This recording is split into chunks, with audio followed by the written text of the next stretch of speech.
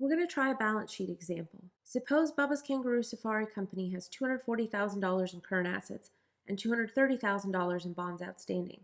The firm also has $460,000 in net fixed assets and $300,000 in total equity. What is the firm's current liabilities? Always go to your question. You're being asked about the firm's current liabilities. If you skim through the problem, you're also given current assets, bonds outstanding, net fixed assets, and total equity. All of those things are on the balance sheet, so it's a good idea to draw a balance sheet template. So we've got our 6 main pieces on our balance sheet template: current assets, net fixed assets, current liabilities and long-term debt, common stock, and retained earnings. So now we'll go ahead and fill in as much as we can to see if we can calculate current liabilities. The problem tells us that we have $240,000 in current assets, so we can go ahead and fill that in on our template next to current assets. The problem also tells us that we have $230,000 in bonds outstanding. Bonds outstanding are long-term debt, so we're going to go ahead and fill that in next to long-term debt on our balance sheet. Then we're told that net fixed assets are $460,000, so we'll fill that in next to net fixed assets on our balance sheet. And finally, we're told that our total equity is $300,000, so we'll fill that in next to equity on our balance sheet. Even if you're not quite sure where to go yet,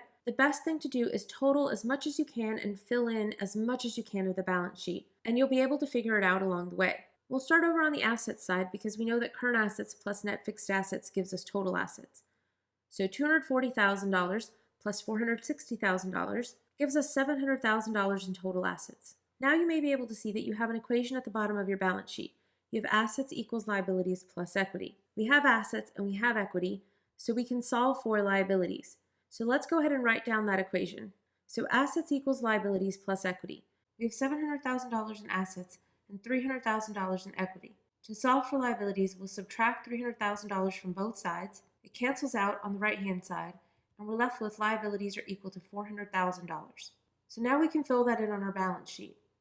And if we look at the liabilities section, we can see that current liabilities plus long-term debt gives us total liabilities. Since we have long-term debt and total liabilities, we can solve for current liabilities. So let's go ahead and write down that equation. Current liabilities plus long-term debt equals total liabilities.